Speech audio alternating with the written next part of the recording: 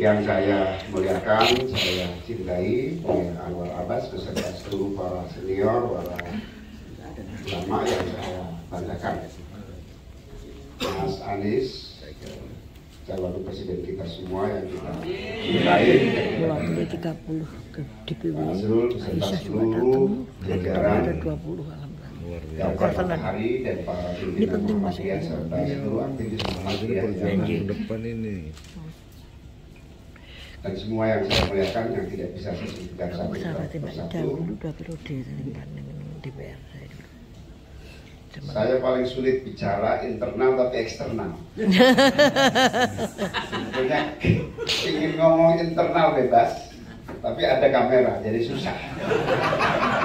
Kemarin terjadi di acara internal PKB ribuan datang. Saya lupa kalau ada eksternal.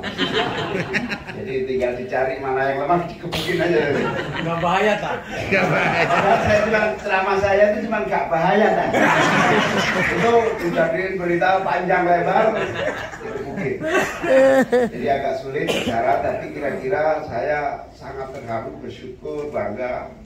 Buya Anwar Abbas akhirnya bisa sangat dekat dengan saya karena puluhan tahun saya itu hanya bisa menjadi fans dan hanya melihat dari jauh. Hari ini tiba-tiba satu gerbong yang luar biasa dan insya Allah ini akan membawa.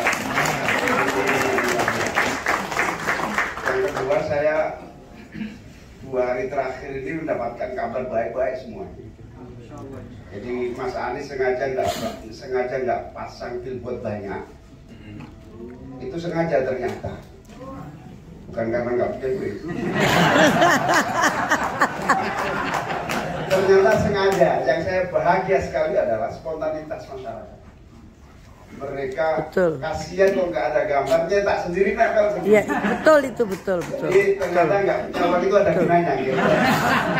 Tapi jangan lama-lama gitu.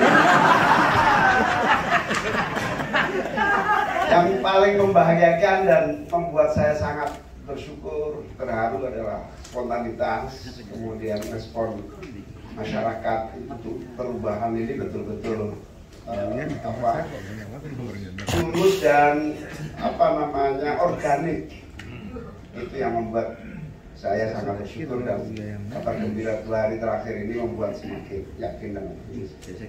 Dan ini sesuai dengan kabar langit. Kalau itu sukanya kabar langit. Meskipun Muhammadiyah nggak terlalu penting, tapi perlu saya sampaikan supaya klop antara itu dan Muhammadiyah. Itu bawa kabar langit, Muhammadiyah bawa kabar matahari. Nah, kiai saya berangkat umroh, nangis-nangis di Multazam, mendoakan kami berdua. Amin. Kemudian dapat isyarat, pokoknya kamu harus segera berangkat ke Gua Hiro. Padahal beliau itu gendut ampun. Jadi agak susah untuk bisa sampai di Gua Hiro.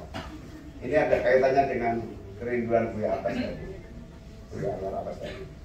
Jadi akhirnya kesulitan sampai juga di puncak Gua Hiro itu. Dia berdoa lagi dan beliau tahu-tahu di samping beliau adalah jamaah umroh dari Turki. Nangis berseduh-seduh berdoa mohon kepada Allah, mendoakan amin. Mendoakan amin. Padahal orang Turki. Terus ya kita nanya sama beliau, Anda orang mana? Saya orang Turki. Ngapain doain amin? Apa hubungannya? Saya menangisi bukan menangisi amin. Saya menangisi saudara-saudara saya di Palestina. Tapi saya tahu yang bisa nolong adalah Indonesia.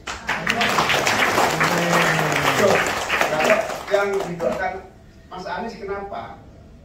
Saya tahu, saya tidak kenal siapa Anies, saya tidak kenal Indonesia dengan siapa, tapi saya menangkap banyak informasi bahwa kalau Mas Anies menang, insya Allah termasuk yang menang adalah Palestina. Jadi ini kabar langit sekaligus kabar bumi.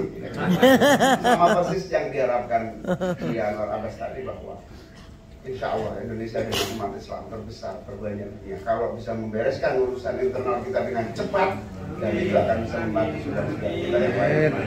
Urusan internal kita 2, kemandirian ekonomi yang paling harus cepat dilakukan. Yang kedua, ketahanan sosial politik kita, termasuk politik global. Mas Anies presentasi suatu hari di CSIS soal internasional.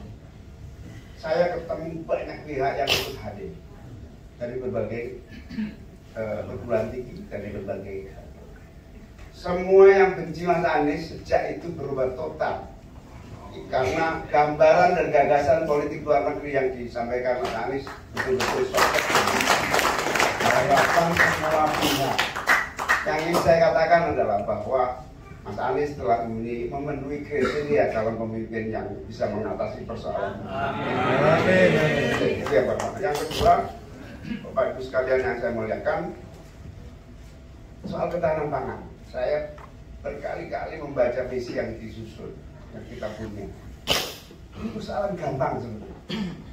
Kemandirian pangan itu. Coba nanti Bapak Ibu baca lagi itu visi misi Amin soal kemandirian pangan. Sesuatu yang tidak sulit dilakukan. Tapi karena kompas selama ini nggak jelas kemana arahnya, maka hal-hal yang mudah tidak bisa dilakukan dengan cepat dan baik.